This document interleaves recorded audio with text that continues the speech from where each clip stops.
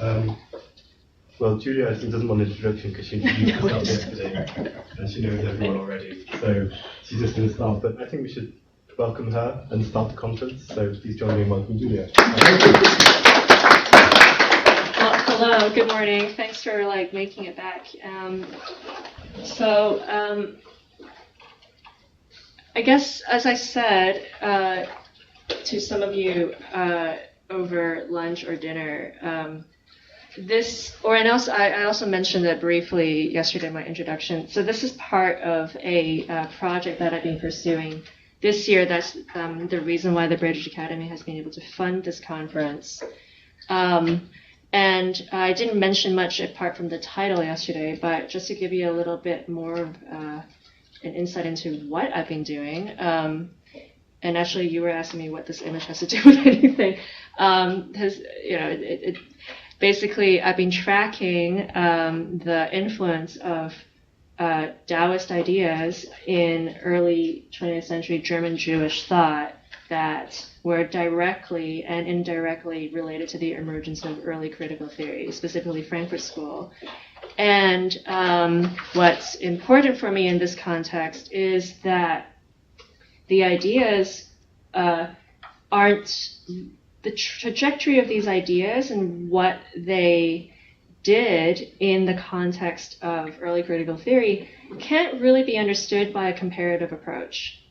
As in, what I mean by that is a comparative philosophy approach, where one just assumes that one text and the meanings contained in that text are stable enough to be simply transferable and measured up against similarly a text with constituted and stable meanings in the other text. And there's a lot of stuff that's like East-West philosophy that tends to do this kind of work, which I find highly suspect, actually, not just insufficient, but really suspect, because what ends up happening is a complete neglect of the very, to me, obvious extractivist sometimes and also colonial histories of why these ideas end up in one place or the other, what sorts of conflicts between those ideas occurred, and what those tensions between the ideas and incommensurability between the significance of those concepts might have to do with how they arrive in a certain place, what they might have done then, and So anyway, long story short, my approach is philological in a very specific sense. Philological meaning that I'm taking seriously translation as an active sense of meaning making, rather than mere transference of ideas from one place to the other. This means specifically in my project, I'm taking seriously the fact that Taoist ideas came through German translation from a guy who was a Protestant missionary, Leverhulme, who ended up in Shandong province and essentially fell in love with the culture. So he sort of gave up and became highly critical of his originally missionary purpose, started writing extremely missionary critical and also eventually capital critical writings about contemporary China, and brought back these translations not only in the sense of introducing exotic Eastern thought back to Germany, but with a specific version of it that was amenable to political and economic interpretation. And there's evidence of this that I have. There's people who read him, people who studied with him, and one of them I'm going to talk about today. But also the way they got into the thinking of Benjamin, Martin Buber, and others eventually who read then Buber, who himself translated Chinese writings with the help of a Chinese person into German, was through the youth movement, the German youth movement, which, if anybody knows something about the beginnings of basically the development of German thought in the early 20th century, this is a highly important movement where a bunch of teenagers essentially caught up in the throes of school reform, pedagogical experimentation, became some of the most well-known but very varied figures in intellectual history in German. So Hans Reichenbach to Benjamin to Martin Buber, saw Kafka, and also adjacent to all this, and eventually this person I'm going to talk about today. The point, though, is that these ideas came through came through means of translation, but from semi-colonial China. And that's important because there's a sense of the contemporaneity of China. There's a sense of like China not just being this repository of classical text, a timeless text, and a timeless archive. There's a sense that I believe, that through philology I can track, of the contemporaneity of China in collision with the idea of a classical China that then gets to Germany and gets to the thinking of these people. And like one of the main moments of, one of the main pieces of evidence I want to argue as a piece of evidence is the fact that all of these thinkers that I'm looking at, again, German Jewish thinkers in a particular milieu in Germany at that time, right, focused on Daoism specifically, not Confucianism, not the Daoism as compared to Confucianism, which was the version that Max Weber was promoting, where Daoism became this ineffectual magic that buttressed then the idea that Confucianism was a state religion that was merely bureaucracy and quietistic, and therefore somehow like because of political, ideological, and like non-military or like sort of in the sense of being incapable, like military incapable sort of reasons, never what that became the ground for an indigenous capitalism. That's a very truncated version of what all this is about. But the version of Daoism that gets taken up is multifarious, but in essence they're active. There's a sense of like it's related to an action. And that's weird if you know anything about Daoism, because the main thing that anybody knows about Daoism is that the main principle of action is non-action, inaction. The main principle that one associates with Daoism is Wu Wei, non-action. It's been translated in different ways, and I'm also tracking the ways in which that word, that term, is translated differently by all the people I'm looking at, through the translations and through what they're exactly translating and how they're using it also, and which text exactly, whether it's the Zhuangzi or the Dao Jing or whatever, but or the commentaries around them. But in a nutshell, what this proposes for me methodologically is a really interesting question, which is that isn't it true then that when ideas get transposed, it's not that we like have to, we just decide how they get transposed, or that the space in which they get transposed is sort of like separable from the transposition of those ideas in either spatial or temporal terms. And this is where I want to get start on my talk today. It's where this is sort of like going to be part of my sort of methodological ruminations in the introduction to the book I'm writing. I'm just going to get started now. Basically, I have this background. So, critical space-times. Part one. When and where does something become critical? Is a critical moment a point on a timeline to which one points, extracting it from its neighborhood in order to isolate the conditions of its emergence and propose remedies that restore the continuity of experience? Is the critical moment separable from the moment of its separation as a crisis? Or is it also constituted in that very moment of separation, constitutive of the conditions of its own emergence, of our ability to separate, distinguish, and discern between what is and is not a crisis, what is a mere appearance, or the reality of the crisis? And if the latter is then the becoming critical of a moment, inseparable from its separation, from its distinction, from the judgment that it is distinct and exists, and that it exists to be discerned and separated, that is it inseparable from its klesis? Klesis, Aristotle reminds us in the Politeia, also designated a part of a judicial procedure, he dikaosune.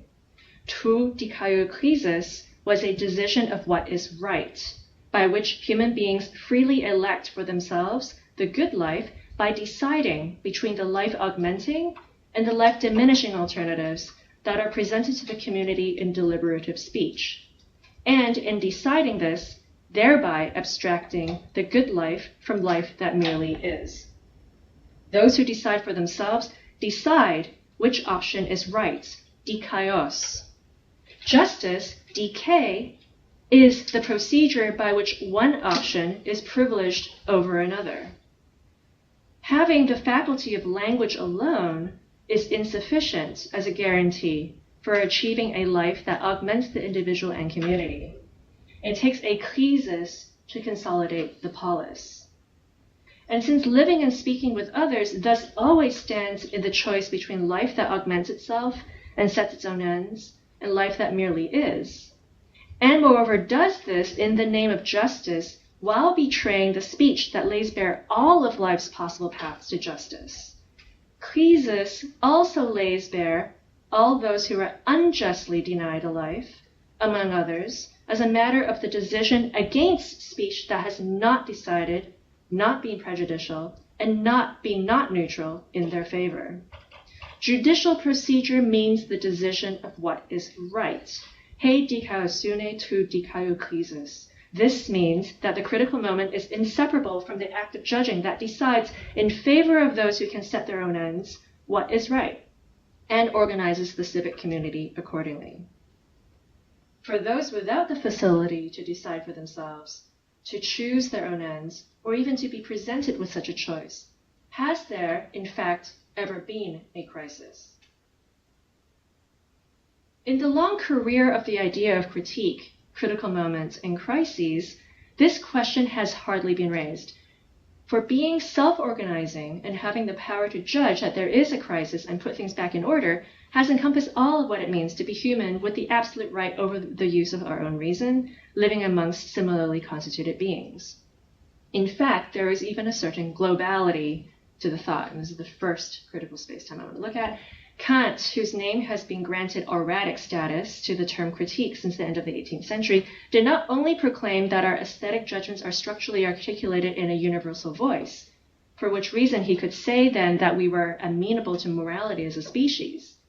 To shore up his claim that the phenomenal world as such was amenable to moral progress, Kant also elevates the physical motion described by Newtonian mechanics, attraction and repulsion, to a principle of social historical dynamics, positing that we are restricted to a form of life that is global in character, finite yet unbounded, free to move, and therefore bound to bump up against each other. It is a principle of moral progress that is purely negative. Due to this globalizing character of our nature, we become moral beings out of a reciprocal fear of being injured by one another. And it is not transcendental or metaphysical freedom that is considered, but only the physical freedom of the human being at large, whose amenability to becoming something other than itself is given by the social historical equivalent to the natural laws of distance and proximity.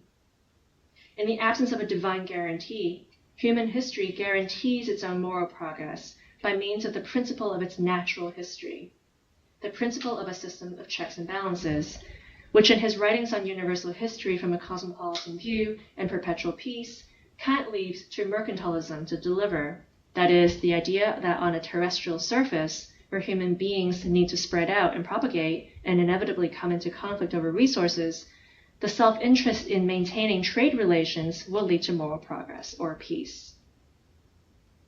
This is a vision that imagines that the relativization of self-interest and the achievement of moral progress are possible only in a resource-oriented set of relations, imagined as a non-moral, purely physical space.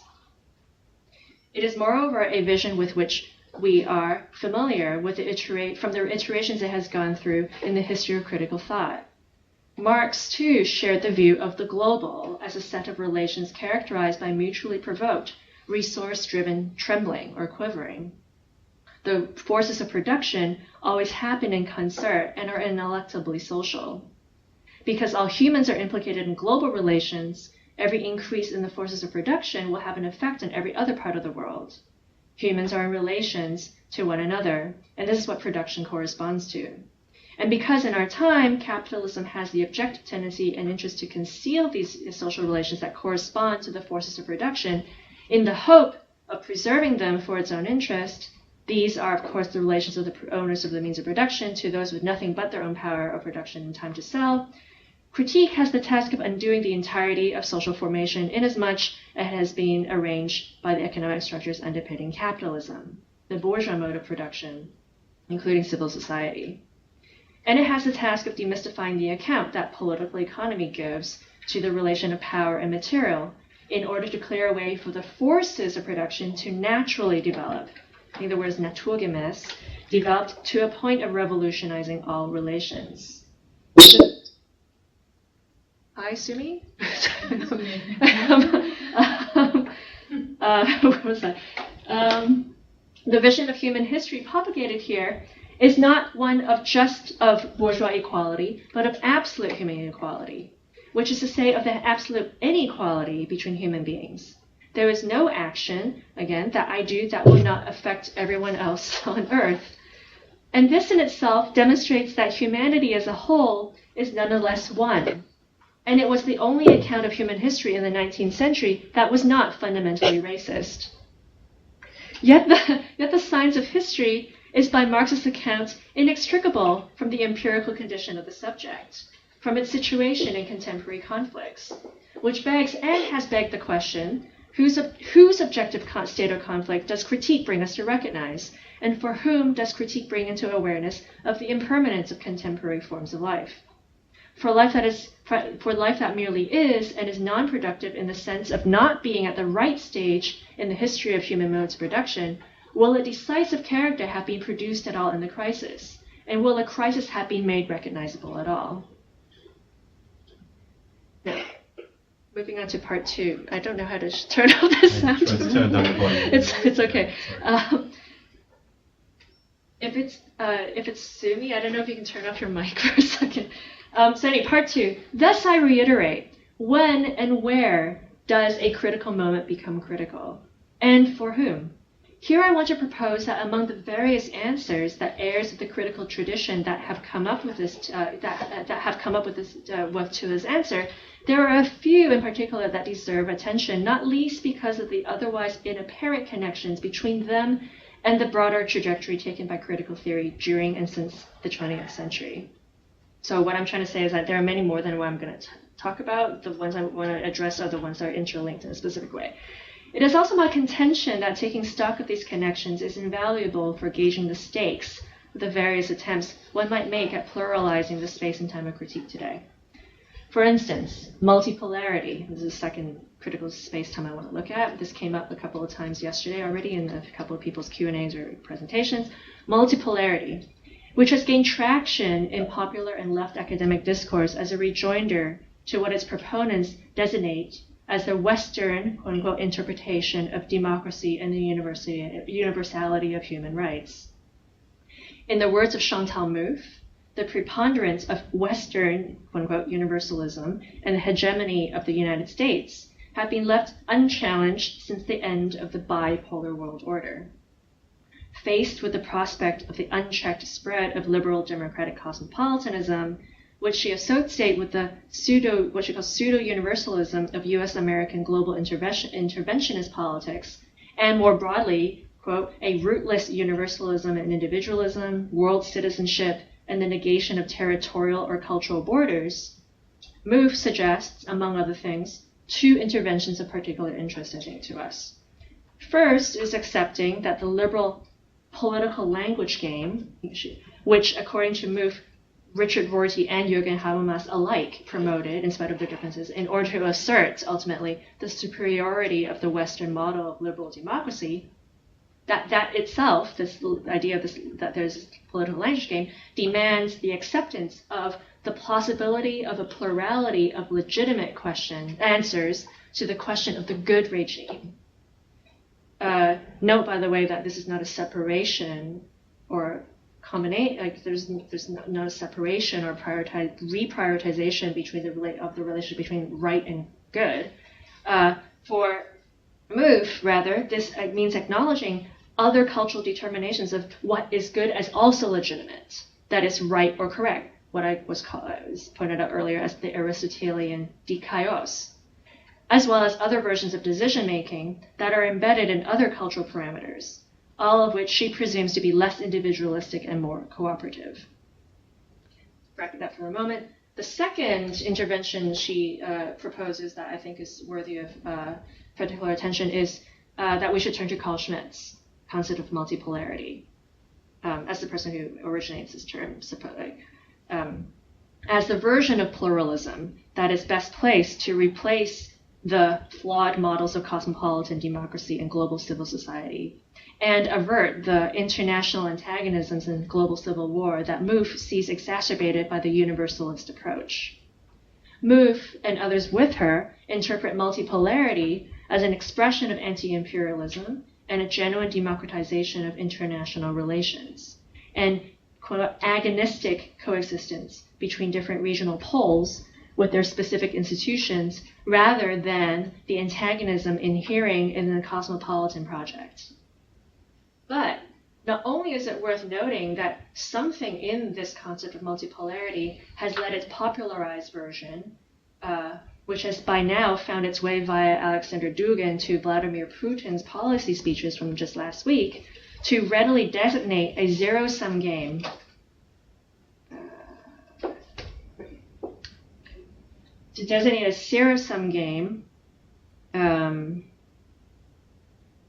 between multipolarity on the one hand and unipolarity that is dominated by everything the imperialist USA represents, in particular anti-racist and feminist movements. From that and to the idea of standards for rights, democracy, and equality. But also, Schmitt himself first conceives of the opposition between multipolar and unipolar in the context of developing his notion of Großraum, literally translates as great space, in the wake of Hitler's Anschluss of Austria and the signing over of the Czechoslovakian Sudetenland in 1938. The term as such originates in political economy as a way to understand the integration of key utilities in large-scale economy as opposed to small-scale organization. Schmitt, for his part, pictured Großraum in the shape of competing spheres, as in the example of the Monroe Doctrine, 19th century Monroe Doctrine, whereby the United States declared the whole of the Americas to be off-limits to European powers in terms of their colonization and influence. Importantly, though, as Stuart Eldon has pointed out, Schmitt's analysis of Großraum in the 1930s exceeded the analysis of its mere existence. So he was not just merely describing a state of affairs, he was also actively advocating for its establishment in the shape of a Central Europe, Mitteleuropa, to be dominated by the German Reich, by virtue of advancing a legal argument for the legitimacy of this expansion eastward. So multipolarity in this context names the argument by which spatial politics of this sort are declared to be matters internal to one's sphere of influence. Here, Hitler's declaration that his territorial ambitions are a European matter and off-limits for America. Moreover, during and immediately after the war, Schmitt's concept of territory came to denote a matter of domination over regional economic power, as opposed to sovereignty over a bounded domain. This consolidated for him the view of the world as divided into the competing spheres of the USA and USSR, each with its own rules and enforcement. The result for Schmitt was the emptying out of territorial sovereignty, while territorial limits remained fixed, which he and Mouffe present as evidence for the loss of state monopoly over the political, and therefore an open invitation to the spread of US-dominated social economic imperialism. But this vision, as Eldon suggests, should also be understood as a reaction to contemporaneous events, not least the establishment of the Nuremberg Tribunal on the same day that the USSR invaded Japan in August 1945, which were described by Schmitt as the moment when, quote unquote, East and West finally come together and agree. Operative terms East and West here. In other words, what the provenance of the term multipolarity shows is that it was never merely a concept for resisting a state of affairs called US imperialism. The relation between the competing spheres that it designates calls into being the sphere called West and the sphere called East in the service of a great space politics equally applicable to pre-war US, German Reich, and the post-war Soviet international political economic policy. In terms of the continuities inherent in its concept, multipolarity purports to present the new nomos of the Earth as a value-free description of globality. That is, as essentially a politics of spheres or great spaces, and therefore only as possibly organized as unipolar or multipolar, as either dominated by humanitarian wars, US imperialism, and liberal ideology, or else by anything that represents a challenge to this hegemony, all while the concept also disguises the genuine reach of its underlying territorial concept into the workings of any foreign policy and juridical form to extend their influence through regional social economic domination. Multipolarity does not, as Mouffe and others have argued, therefore promote a balance of authority and influence. It is rather an abuse of the idea of pluralism. Part 3. Was there, after all, ever anything such as a monolithic conception of the East? While Schmidt, from the 1930s onwards, reacted to the creations of new juridical forms that would allow states to intervene in other states' affairs on the pretext of defending their property and liberty, others concerned themselves with the schism, growing ever more entrenched between the Soviet Union and China. The schism, in turn, promoted the growth of independence amongst states and parties, as well as what appeared to be the emergence of one real and several potential rival centers, emboldened by Khrushchev's denunciation of Stalin, Tito's defection, and the doctrinal divergences between Beijing and Moscow.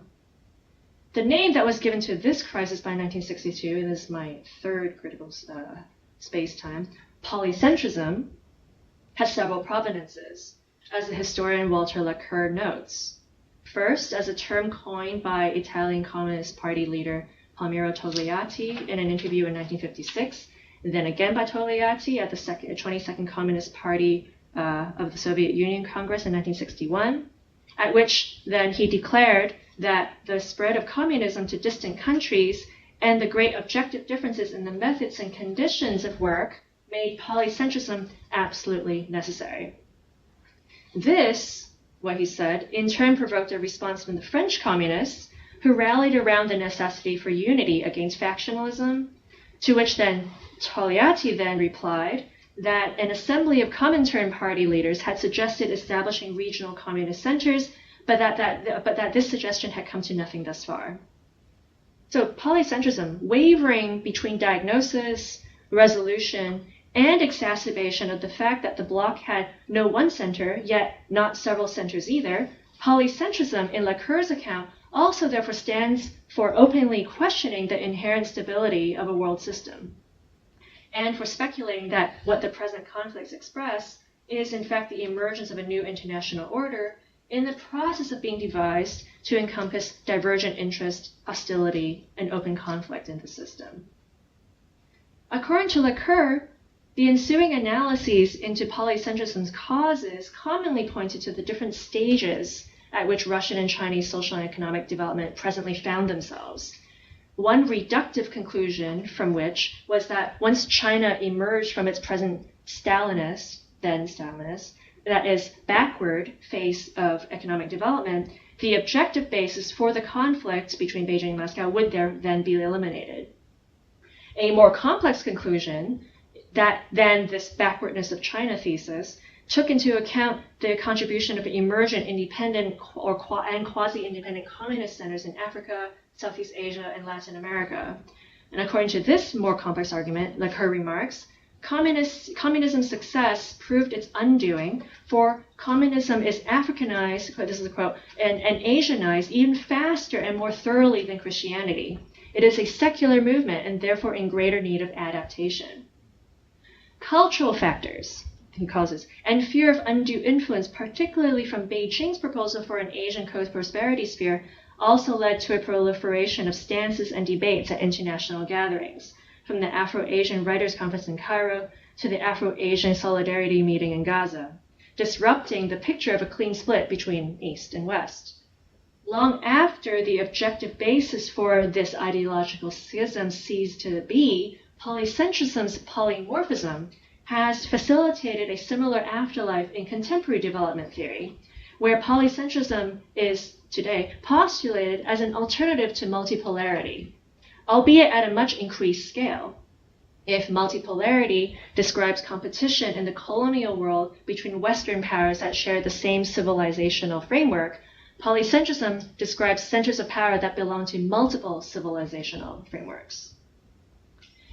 Now, through this conduit, polycentrism has entered in this underanalyzed form into a range of adaptations of world systems theory, including the subfield known in my discipline, one of my literary studies, as world literature.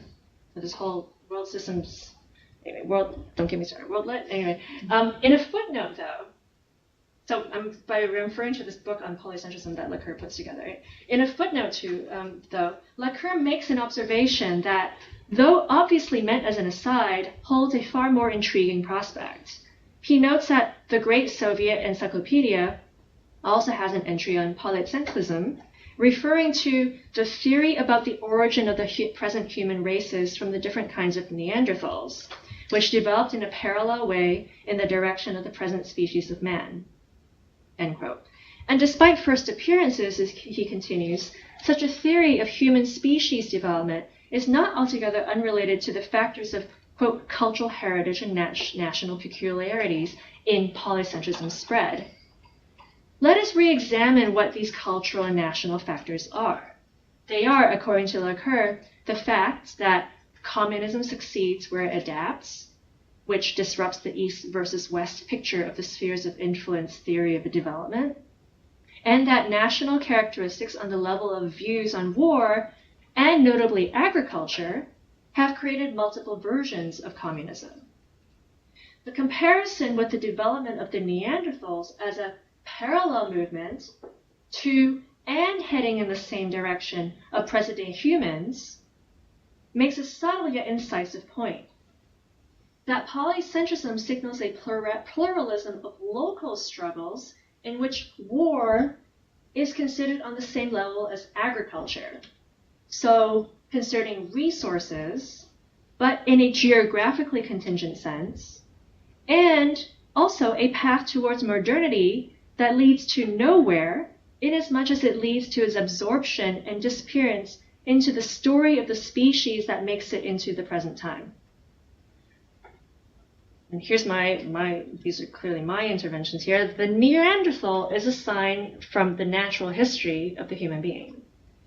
And whether Lecoeur meant this intentionally or not, the point I would like to make here is that polycentrism, in spite of whatever assimilation with multipolarity that it has suffered, also therefore retains a trace of some affinity with an earlier species of pluralism that, in both its content and its trajectory as a concept, heads into a nowhere of the present moment.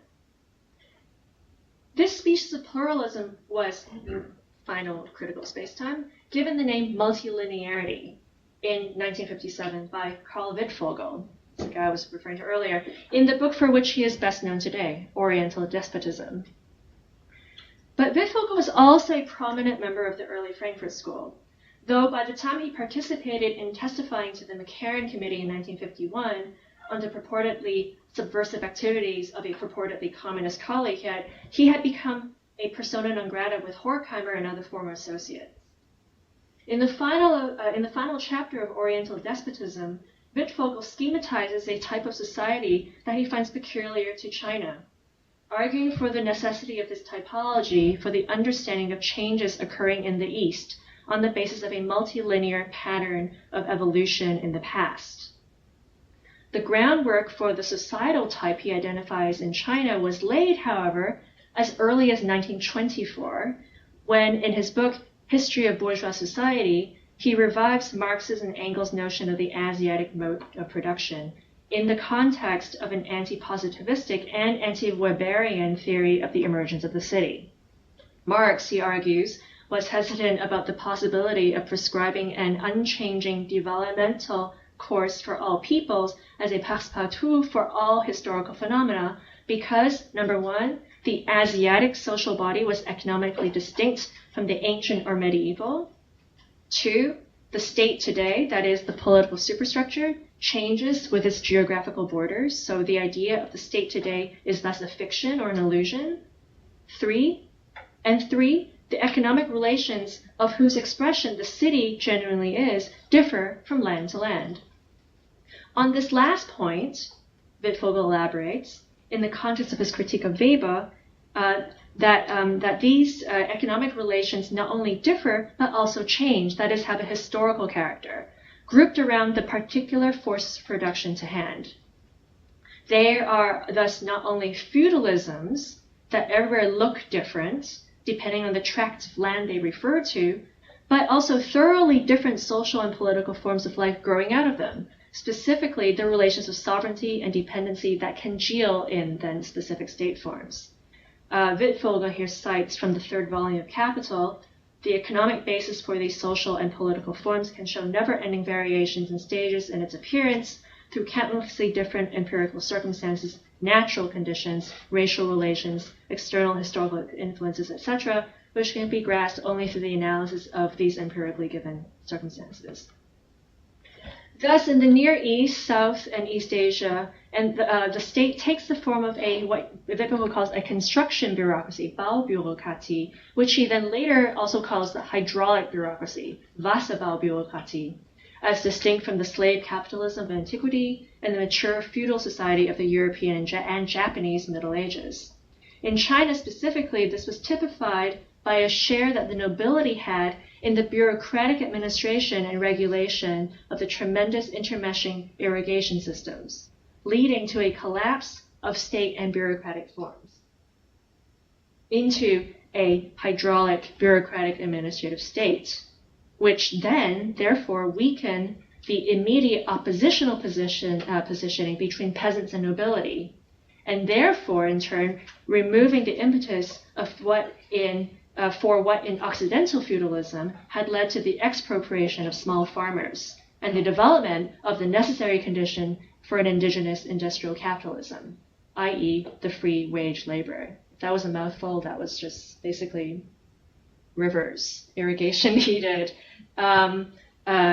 importantly, collapse of state and bureaucracy in one, and that's what hydraulic bureaucracy means for him, and therefore removing the impetus for the conflict between peasants and need for expropriating them and for creating the class of wage laborers.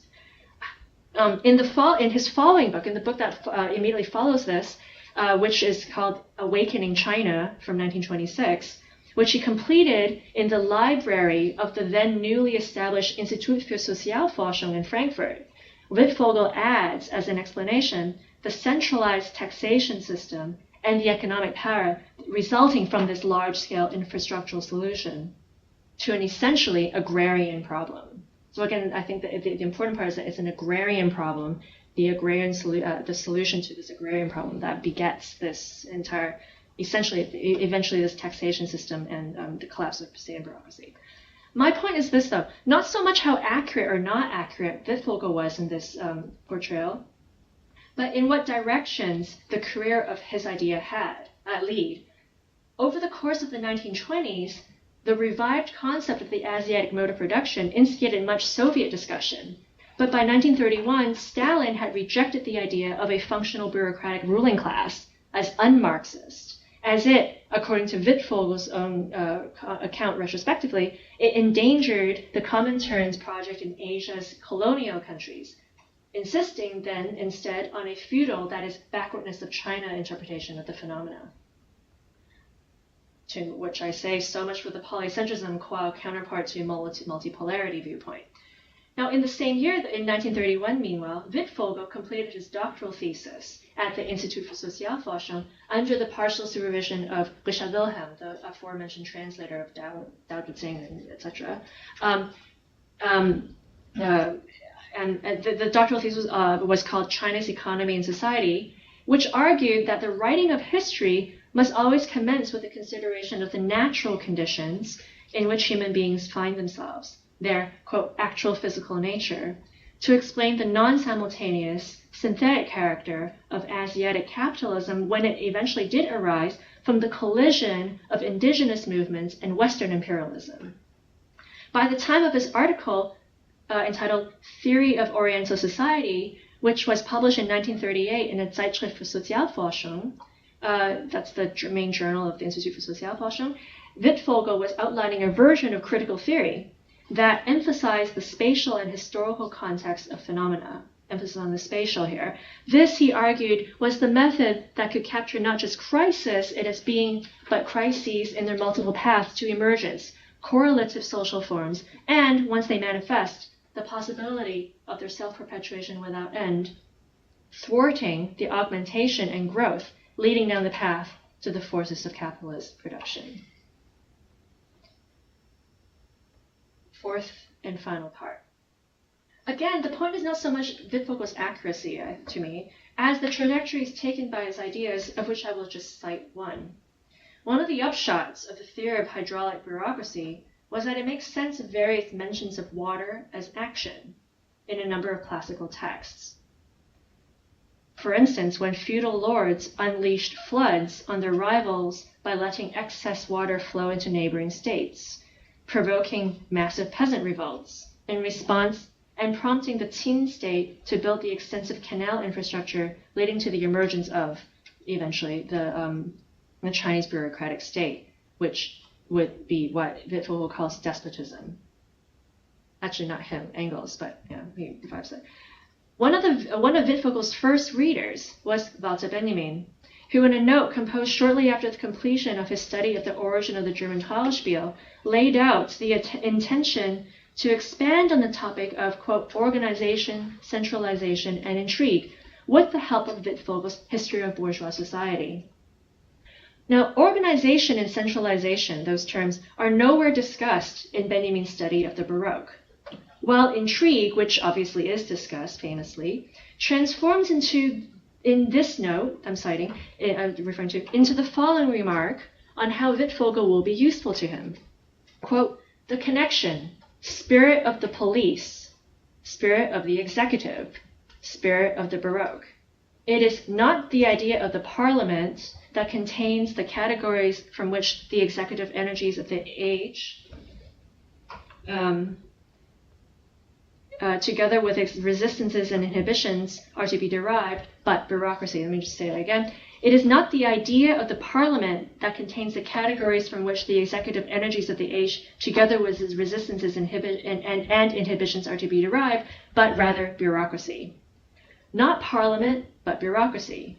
Not the object of Schmidt's critique, but that of Wittfogel's.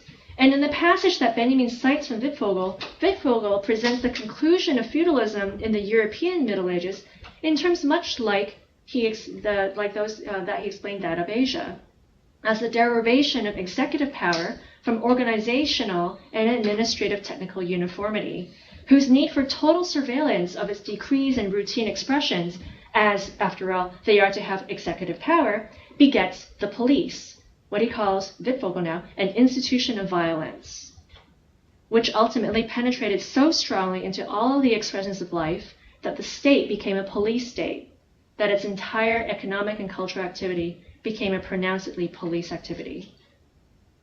Now, I don't have too much more specific to say about this for the moment, apart from noting that if in his essay Toward the Critique of Violence, Benjamin describes the police as a spectral mixture, gespenstisch, of law-preserving and law-positing violence, that in that ambiguous mix of executive and judicial power ranges in all lives, in all neighborhoods. Here, in this proposed expansion of the study of the Baroque, Benjamin demystifyingly transforms the specter, the Gespenst, into a Weberian spirit, or Geist. Second, the dark spaces of intrigue in the Baroque morning play reveal themselves to be the places of the bureaucratization of executive power and a collapse of the state into a police economy, where every transaction bears the propensity for violence.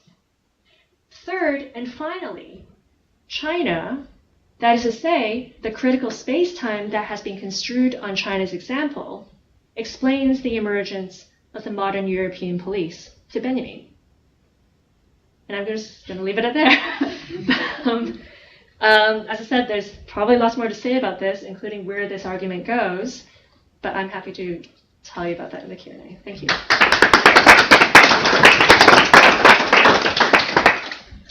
Thanks very much. Let's open for questions.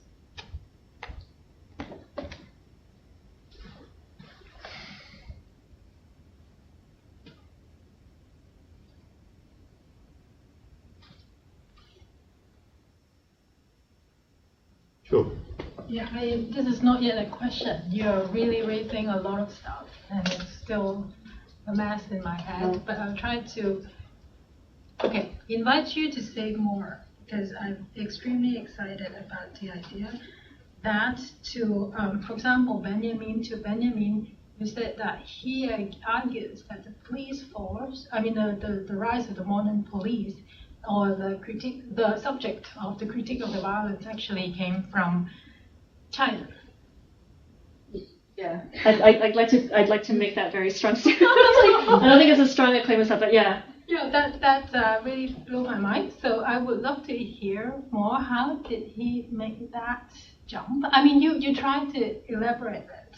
Yeah. That there is the collapse between the executive and the judiciary that he found in sort of like in Germany at that time, I would say. Yeah.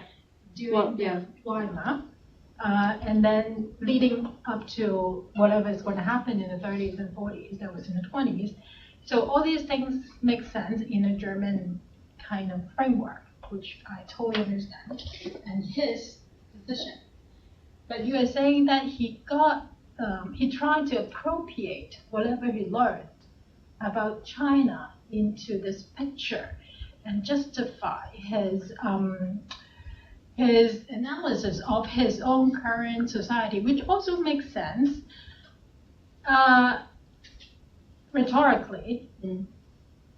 But do you think that it worked at all? Or do you find any problem within this appropriation that would lead to some of his own theoretical problematic against his analysis of Germany? Let's say, in a way, we do know that all theories travel, and all theoreticalizations is some kind of appropriation and misappropriation.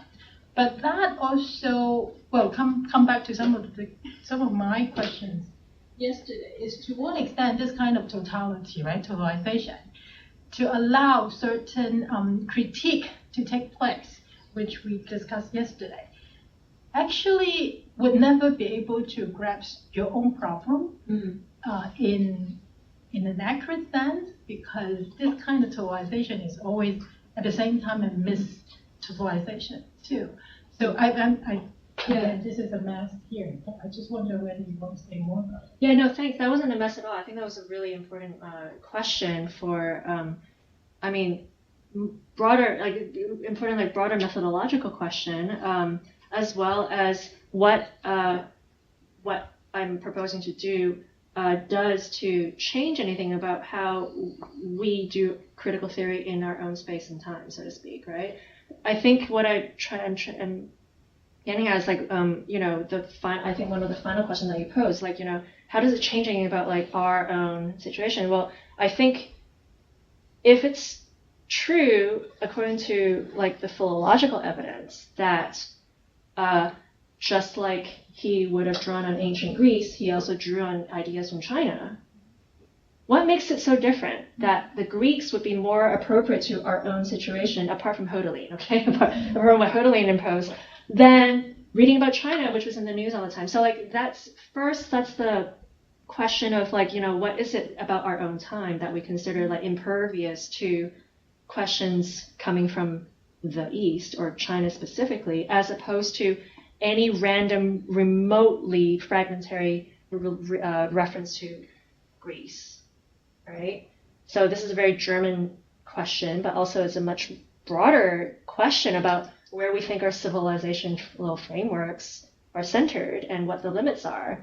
Is it that we're here in Europe, or ex-Europe, but nevertheless in this part of the world, therefore referring naturally, organically, or aorically, however problematically, nevertheless referring back to Greece in some way, right? However, and that all our conflicts and tensions in our concepts, and also concepts about how temporal dissonances affect us in our day, can naturally somehow refer back to Greece.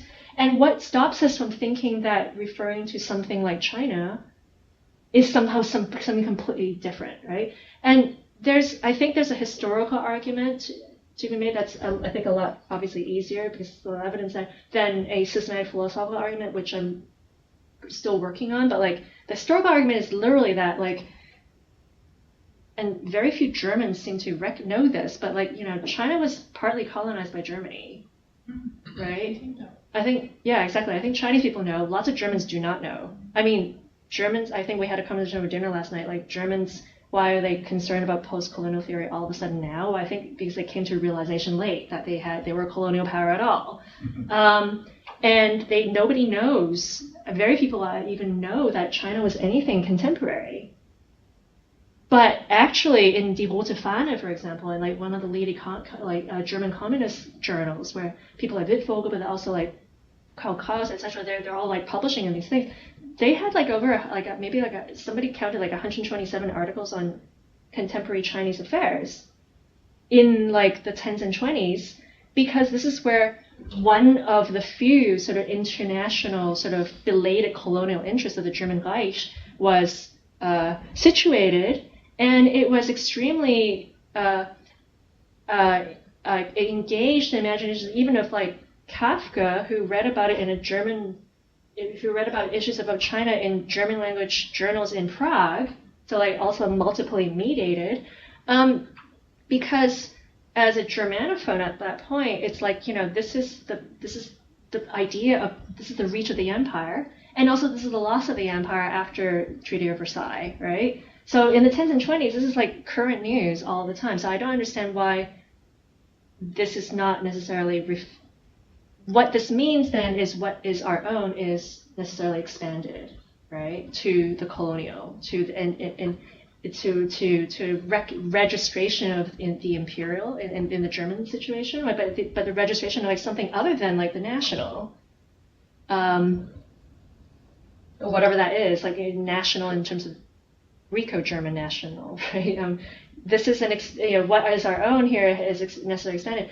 To the more philological stuff, though, as I said, I'm not fully worked it out yet exactly what happens with this note that Benjamin writes about wanting to use Wittfogel's thesis on the history of bourgeois society, which builds on his theory about the multilinearity of human species and societal development, in the direction of switching essentially, like radically, from a Schmittian perspective, to which he's very much indebted still in the study of the Baroque, to an anti-Weberian perspective. What I can say is that the position that Benjamin takes against Weber starts earlier in whenever you want to date the fragment Capitalism as Religion. Either some people say 1922, some people say later, but nevertheless, in that fragment, he famously talks about Weber, but the thesis that he's attacking is formulated not in Weber's Protestant ethic, but the sequel, which is the one that which Weber wrote on Confucianism and Daoism. So Benjamin already had defined for himself an anti-Weberian stance vis-a-vis China specifically, and the relation of religion to capitalism in that earlier work. And I think, and I haven't fully worked this up, but I think where this goes eventually is not obviously an addendum to the Childsea book, but the Kafka essay, which I think I was mentioning earlier informally to some people. It's a huge mystery why the entire Kafka essay is about China, but Taoism specifically. Secondly, he's talking about irrigation, he's talking about rivers and river management, and third is about bureaucracy. And that's all I have to say about the moment. But but I think this is where it's going, and I think so. In terms of like the argumentative game for Benjamin, it's in that direction. It's also like revisiting a bunch of his like major works in the light of this expanded version of what he thought was relevant. Yeah. So it goes back to the earlier, the very first point about the critical moment. Yeah. What you mentioned earlier in the talk is that you think that the critical moment is actually the judiciary moment, or the moment where you choose, or you, I don't know whether I'm understanding what you're trying to say, but it's about the moment where you make a decision among different choices. Right. And so you are saying that the Benjaminian critical moment was the moment when he tried to collect, out of a lot of possibility to compose his critique. Is it how you're trying to make it? Yeah, I think so. The first part where I was describing, like, you know, the critique has comprised also a moment of decision amongst alternatives laid bare in favor of what is correct, and such that justice is nothing but the judicial procedure, essentially. This is one version of critique that disguises the fact that the decision has been made, right?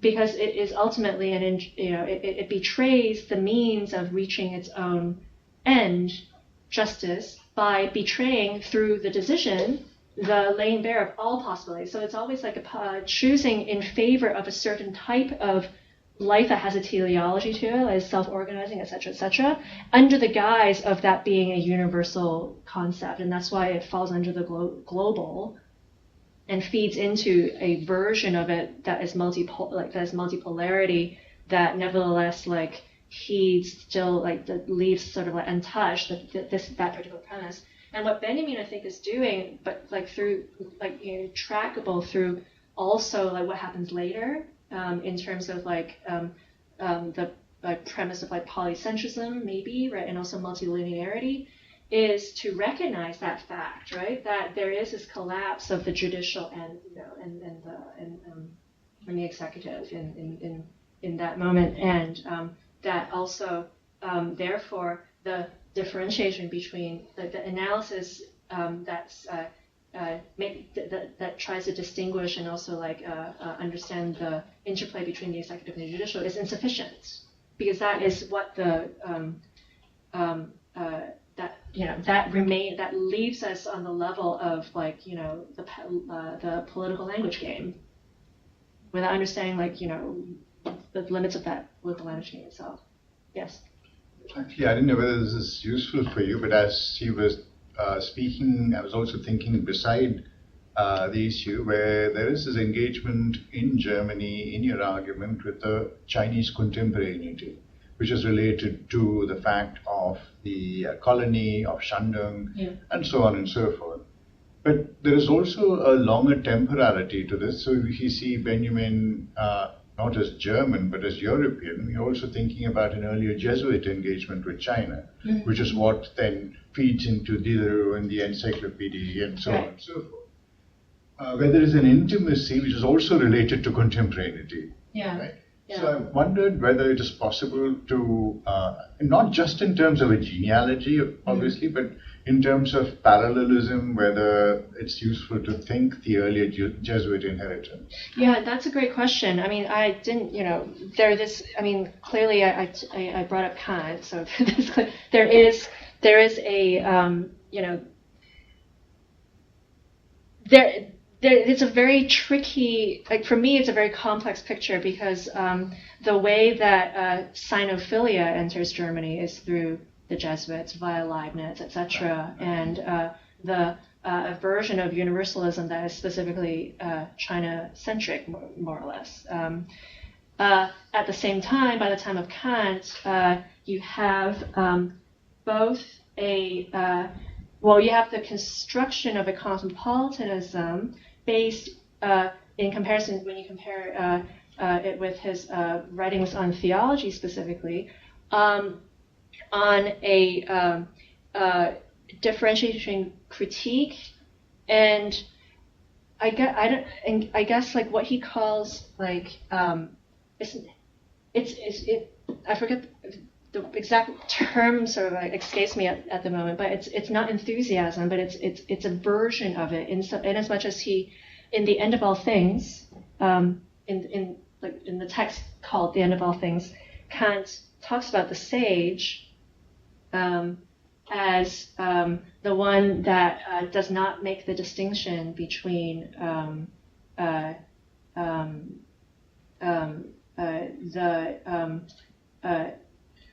knowledge and the knowledge of the end, more or less, like that. There's a completion, like there's complete, like, assumed completeness, and the lack of critical discernment in the figure of the sage. And he's referring probably to Mendelssohn, but the word sage possibly also comes from this Jesuit lexicon from China, because the sage also happens to be a translation of Schönern, I think, amongst other things. So there's an interesting sort of like connection between the Kantian understanding of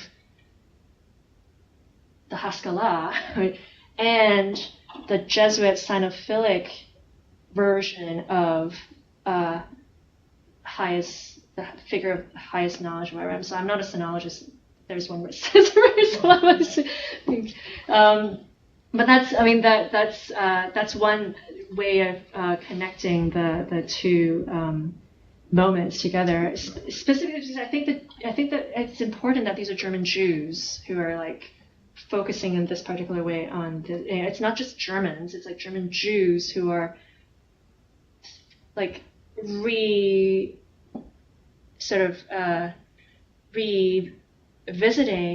a concept of action as a concept of non-action that is not reducible to passivity, and also therefore like contra a certain kind of racialization of activity, which is also like indissociable with the idea of like productivity, and especially under capitalist productivity in this time, in the run-up to this time. So I was also thinking about this question of distance and ethics, which comes up in the earlier engagement.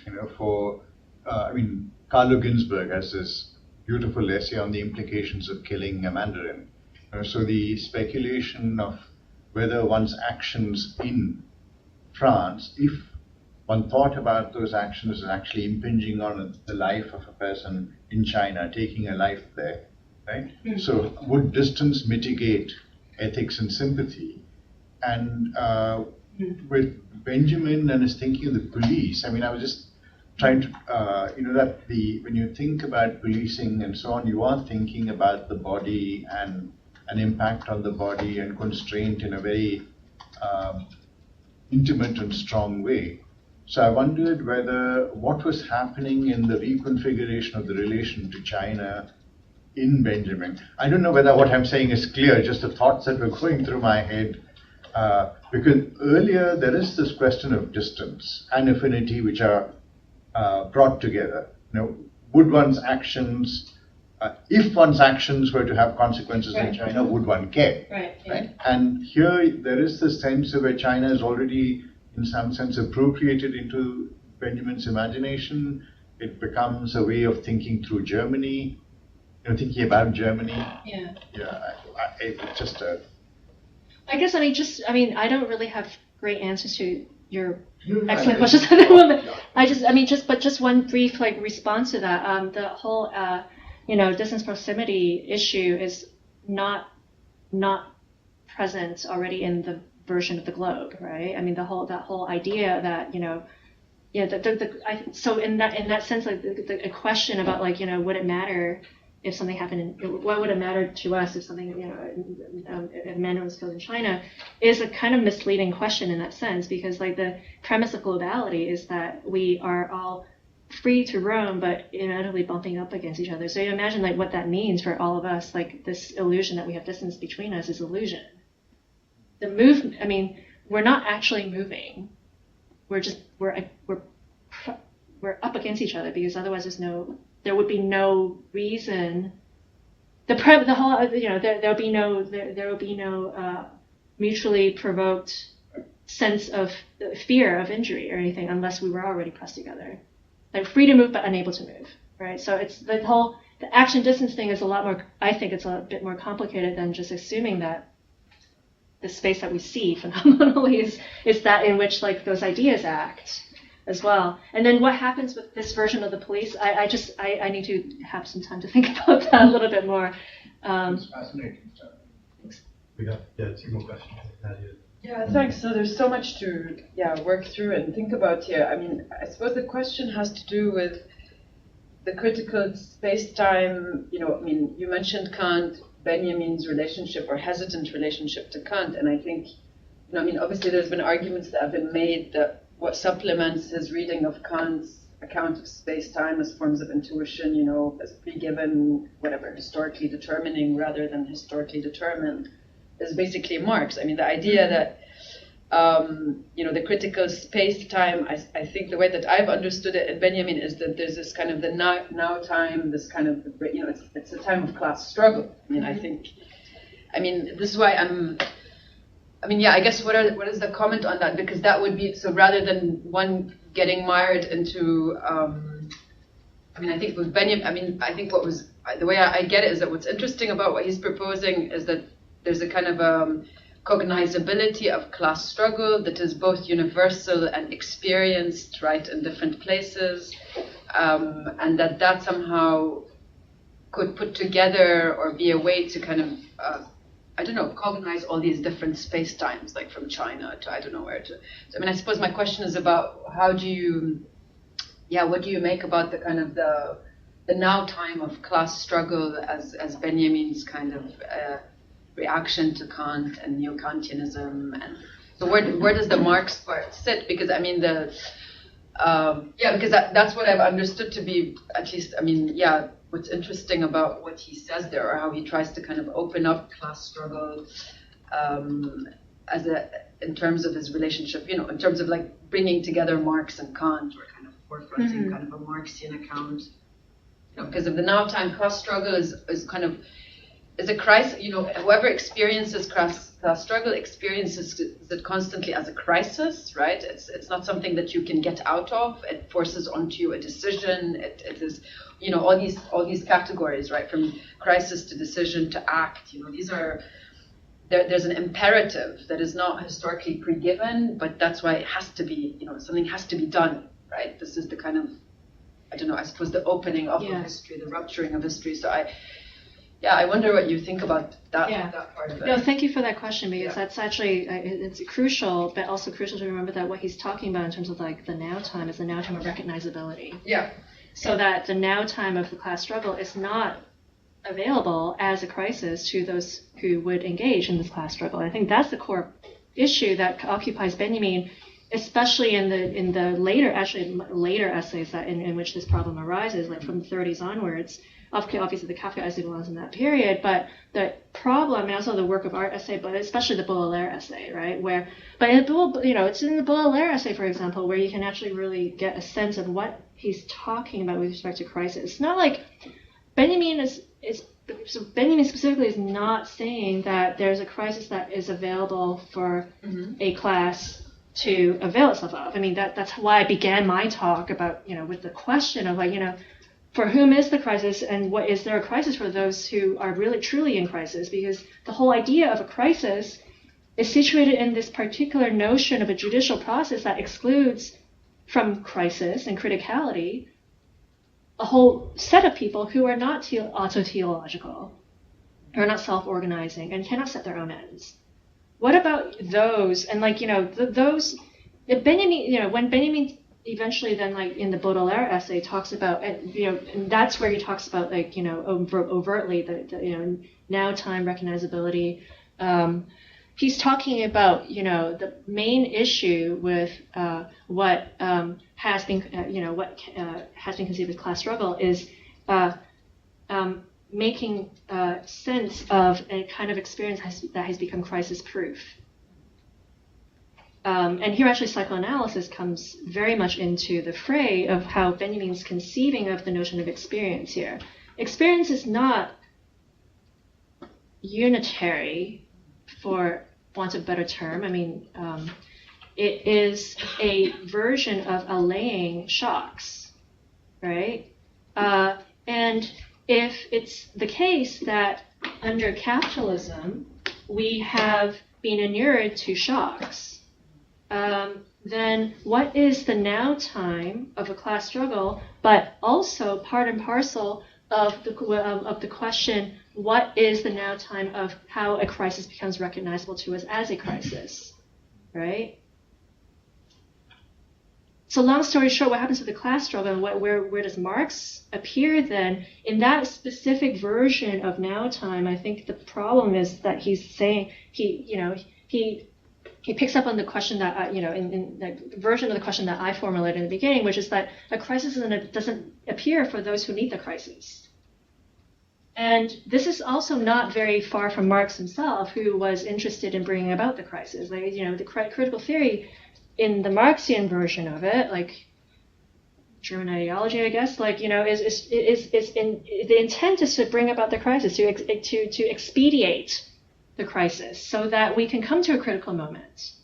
It's not simply, a condition that we, as a class with a certain, like, a particular set of relations to means reduction, inertia, etc., have available to us necessarily. The problem is that we don't. And what Benjamin is interested in is, like, interrogating, like, the conditions of how that unavailability has been construed, and, like, the exact dimensions of that space, and, like, what to do about it. Yeah, no, I mean, that's great. I mean, just to kind of, I mean, I suppose here that the next step would be, if the crisis is not readily available, I mean, I think from what I understand it is that what needs to be reconsidered is the status of the subject and the object, right? Who is the subject of cognition? What is the object of cognition here? And that's why I take it to be that the problem with Kant is there, and hence that's where Benjamin perhaps becomes more dialectical, because if you want to work within the Kantian framework, then you're really kind of constrained in terms of the cognizing subject and the object of cognition are already determined by certain transcendental parameters, right? And historical experiences given in that way. So I think there's where Benjamin, in a way, the attempt to exit from that problem, and Kant, I mean, the stuff on dialectical image, on all this stuff that comes, there needs to be a different understanding here of the subject-object, because, I mean, otherwise one stays in the kind of the question of, I don't know, I suppose what I'm saying is that the crisis in this kind of Kantian framework, it remains unsatisfactory, because you can never, I mean, it's just a limit point, and a lot of this is, sorry, I mean, too much stuff here, but it's maybe a comment, not a question. I mean, too much of this is what also taints the Frankfurt School. I mean, all this kind of neo-Kantian problems about form and value and validities and subject-object. I mean, there's a problem there. One has to be able to. I guess do a dialectical. I mean, how to read this dialectically versus get restuck back into the Kantian antinomies. Well, just lay my cards. Like, I'm much more of a Kantian and Hegelian. So I don't believe in, like, discarding neo-Kantian. So I'm not.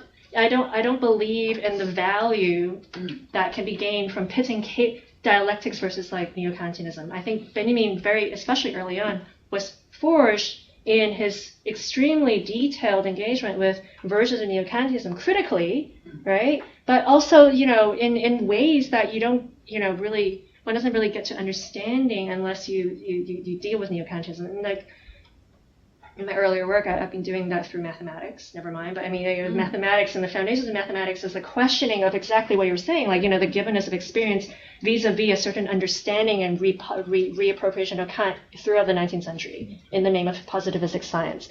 But that doesn't mean that, you jettison the entire thing. Mm-hmm. No. That's too easy, obviously. But, like, on the question of, like, what does the Kantian framework for a crisis still give us in terms of understanding, like, Benjamin's critical space-time?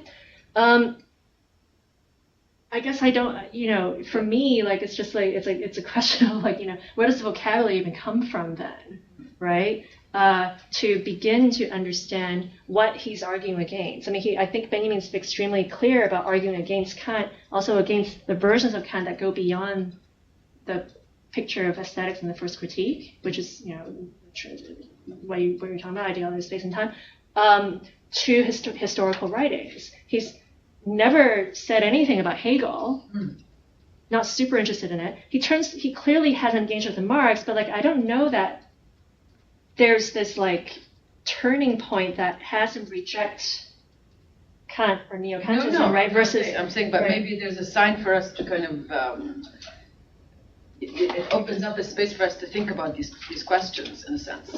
I mean, it opens up this problem in terms of, dialectics or critique and the Kantian, it opens up, it can be a place to open up this kind of set of problems.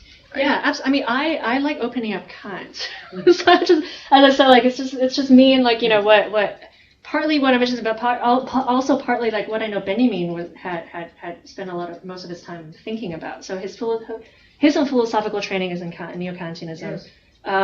That's a given. Yeah. He doesn't talk about Hegel, really. Like, there's nothing he says about Hegel that's, like, interesting or worth mentioning. His... yeah, but you can't have Marx without Hegel. I mean, that's... Yeah, but it doesn't mean... Yeah, but you can have Marx and Kant. You can have a version of Marxism that has Kantianism in it.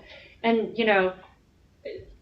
Yeah, there's a lot more to say about this, but, like, you know, the relationship of neo-Kantianism is extremely interesting with regard to the Frankfurt School. It's not like Hegel... It's just, yeah, there's a lot to talk about in this of course. case. I mean, well, I would 2 think... minutes left. So, sorry. Terry has a question. No, but this is to go, I mean, this is... Yeah, so... You wanted to say something, sorry. So did Terry, I think. Oh, you can gather the question, maybe. Thank you first for a fascinating talk. And I was wondering whether your project is precisely to track the presence of China in the early Frankfurt School, so as to put forward that it's just not an incidental presence, but something structural to kind of to the German Jewish philosophy. And if it is so, why is it like that? I mean, why Jewish German philosophy, and more in the more theological political aspect, were interested in China? Yeah. And should we take Carlos's question? Yes, as well? maybe. Yeah. Thank you, Julia. Can you say something about the translation-like meaning and not transference? Something more about that point. What I was saying, okay, yeah. And another thing, do you think, how can we use this very, very difficult category from Benjamin, natural history, now in a critical theory, thinking in the irrigation, agrarian problems, land that you say? And a provocation, if you want, ask. If you don't want, what do you think of the political China's role right now? Maybe don't touch that one. Okay, so how many seconds? Okay, so sorry. The question was what German Jewish link? Why? Okay, so yeah. Okay, so quick question. Quick response. I think would be. So I was saying earlier in the preface to my presentation that the main thing anybody knows about Daoism is non-action. This concept of Wu Wei, right? It's being translated as non-action. It has been taken also inside, sort of touching on Dilip's question earlier, to earlier sort of 18th century versions in both France and Germany of political economy. So like somebody recently wrote something on how Wu Wei was taken up to describe a laissez-faire type of politics. So there's different versions of this idea of non-action that is not unknown to European political philosophy, let's say, right? In this particular moment, the particular version of non-action that comes out of this composite picture I've assembled across Martin Buber, Franz Rosenzweig, Benjamin, of course, Brecht, Kafka, Wittfogel, but then also later on Horkheimer and Adorno a little bit, is that it is it stands in for a type of action, so it's not passive specifically. It's action. It takes place, and it takes place specifically in a way that's inapparent to dominant narratives of how political economic development has happened, not just in China, but in China as part of a description of how global economic development has happened.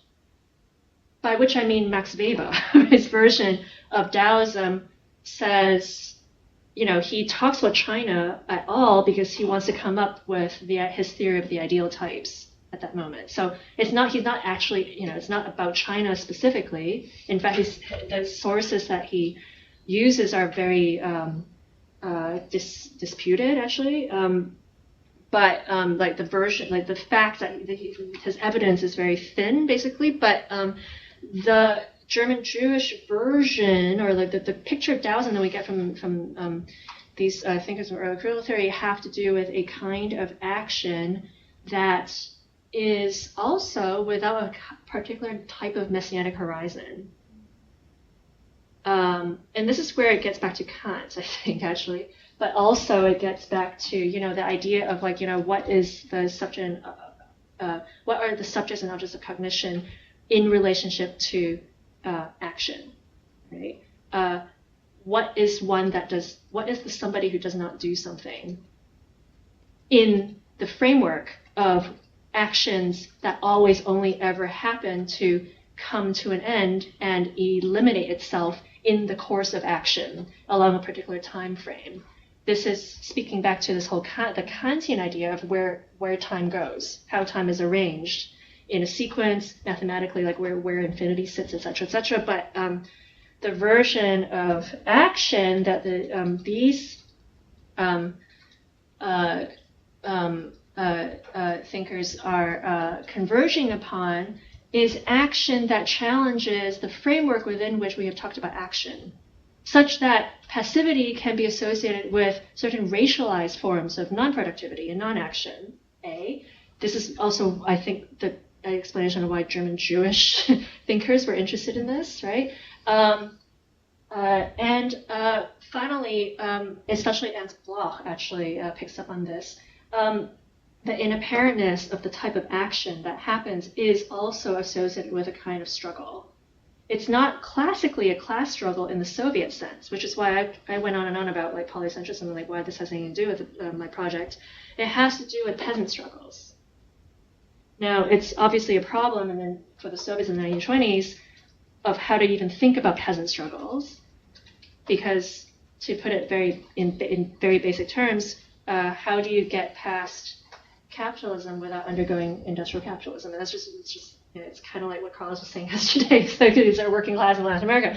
Here it's just this is actually the intellectual history of the debate. It starts specifically in this time when the idea of the Asiatic mode of production is revived, and also connections are made by these people who are reading Wittfogel, including Ernst Bloch, by the way. He also read Wittfogel.